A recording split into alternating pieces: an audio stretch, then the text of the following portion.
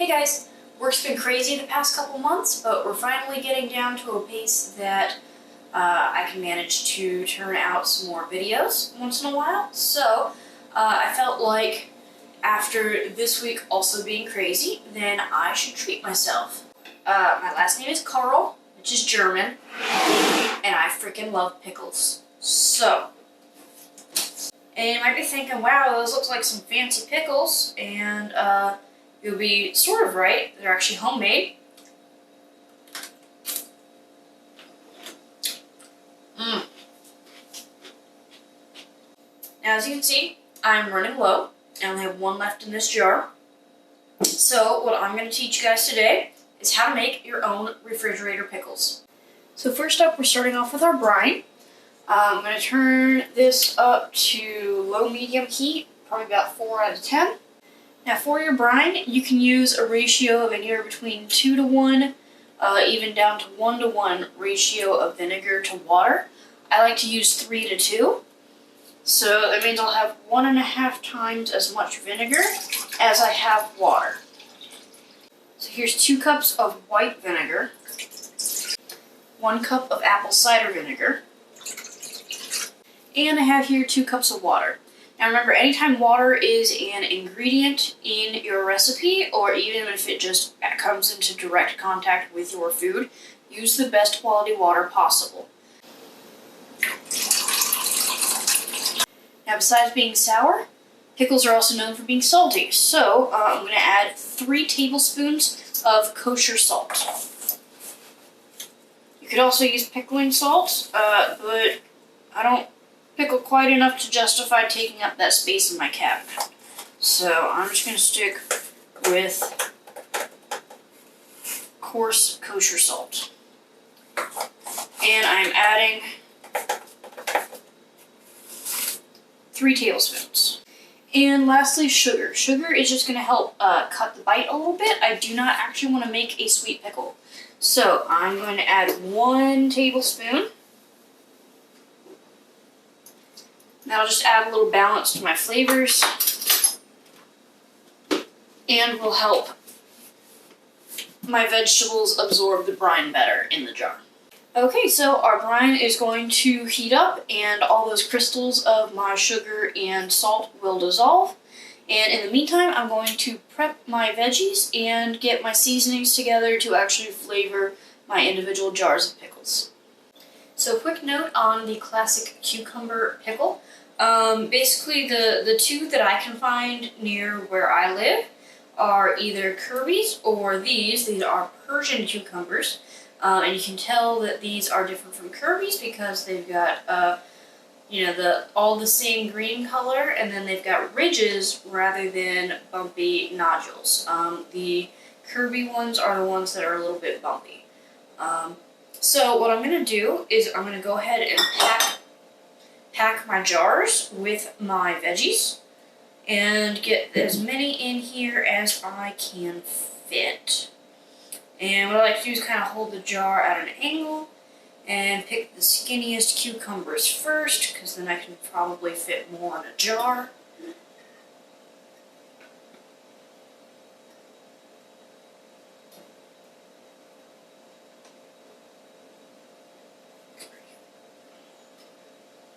And I think that's about the max I'm getting, is 5 in 1 jar. And then I think what I'll do with these last 3 is I'll slice them on the mandolin and put them into my smaller jars and make pickle slices.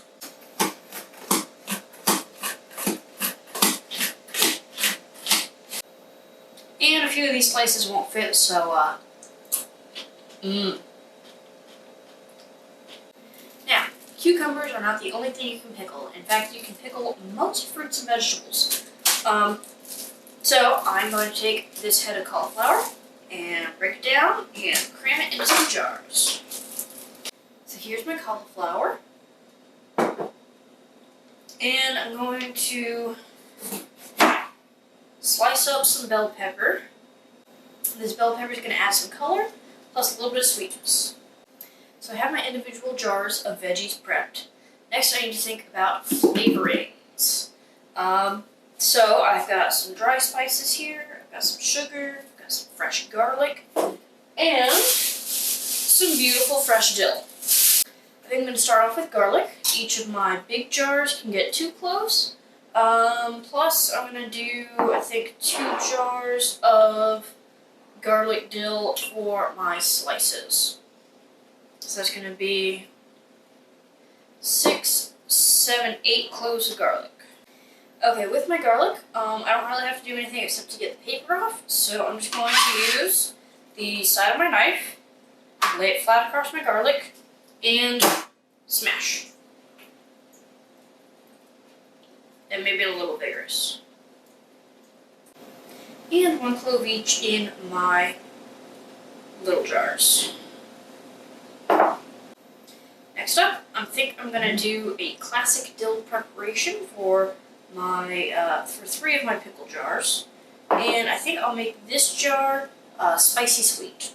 So let's do my dill first. Now, a lot of people think that dill flavor actually comes from the dill weed. Apparently, according to my research, it doesn't. It comes from dill seed. So you can find this in your spice section of any grocery store. Put in 1 teaspoon of dill seed into my larger quart-sized jar, and a 1/4 teaspoon into each of my pint-sized jars. Because these cucumbers are sliced, then I don't need to add as much because it has a greater surface area and will absorb flavors much more quickly. Next up, mustard seed. Add 1 teaspoon to my quart-sized jar of whole dill pickles, and a 1/4 teaspoon to each of my pint-sized jars. Black peppercorns, I'm going to add a 1/2 teaspoon to my quart-sized jar, and I'm going to split a 1/4 teaspoon between my 2 pint-sized jars. And you know what? I think I'm going to give this one a little bit of kick, so I'm going to use some red pepper flake, and add a 1/4 teaspoon to this jar. And then I'm just going to stuff some fresh dill on top. Next up, I'm going to work on my spicy sweet pickles. I'm going to add a tablespoon of sugar, a 1/4 teaspoon of red pepper flake, and I'm going to slice up this serrano and drop that in there. So while I recharged my camera a little bit, then I went ahead and spiced up my cauliflower and pepper mixture.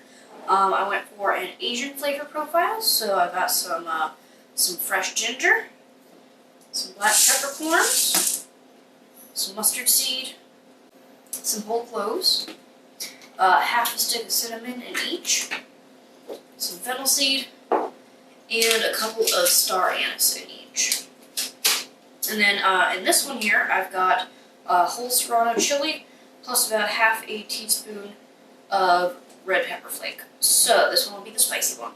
And the other thing with these Asian profile ones is that they did each need a little extra sugar just to help add to the spice profile. All that's left now for all of my pickles is to add my brine and pop on my lids.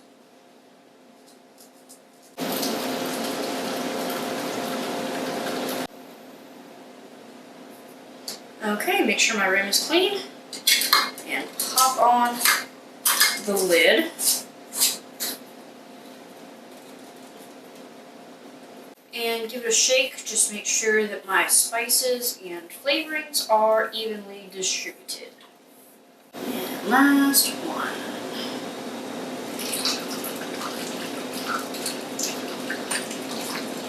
Now with something like cauliflower, then there's going to be a lot of little air bubbles in between the florets. So what I want to do is I want to pop my lid on. Pop my lid on.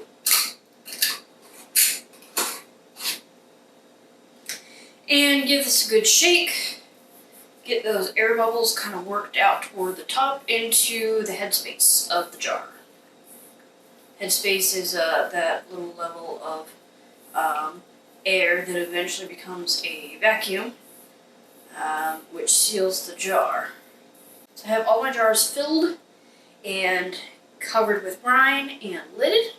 Next up, I just need to do a quick cool down on these with an ice bath and pop them into the fridge to age at least 2 days on the sliced ones, 3 days for the whole vegetable jars, and they'll be probably at their peak within about a week. So, you know, you can use it within those first couple days, but the longer you wait, the better they taste. So I'm going to set up my ice bath and get these cooled down. So I have my ice bath set up. These jars are going to go ahead and cool down, and once they finish coming down at least room temp, then I'm going to pop them in the fridge, and I can rotate in my other jars. So that's how you make fridge pickles at home. Now, I can't get to enjoy the ones I just made until another couple days later, but that'll give me time to finish off my previous batches. Ooh. Including the spicy okra.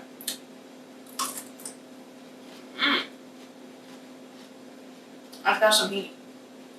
Also, you might be wondering what I do with the brine after I finish the pickles, because of course there's always going to be pickle juice left in the jar after you consume the delicious pickled vegetables inside.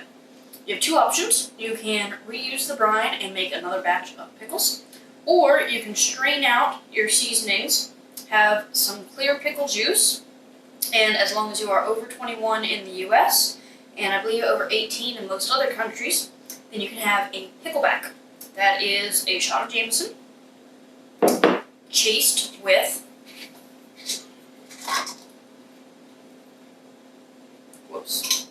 a shot of pickle juice. Now, if you're not a pickle lover, then I don't even know why you're watching this video.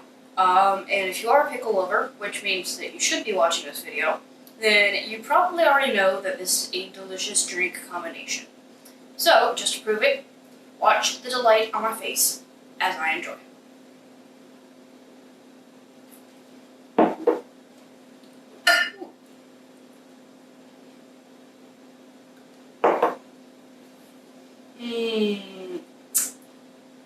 So good. I think it's the acid or maybe the salt in the pickle brine really cuts through the burning alcohol in the Jameson. Also, the wood flavors of the Jameson being aged in wood barrels can be a little bit smoky, so the brine helps to kind of balance out that flavor. So, if you're not the biggest whiskey fan, then try it with a hit of pickle juice to follow.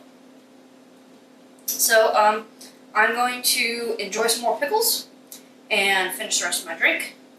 And I'll see you guys next time on the Deglutenizer.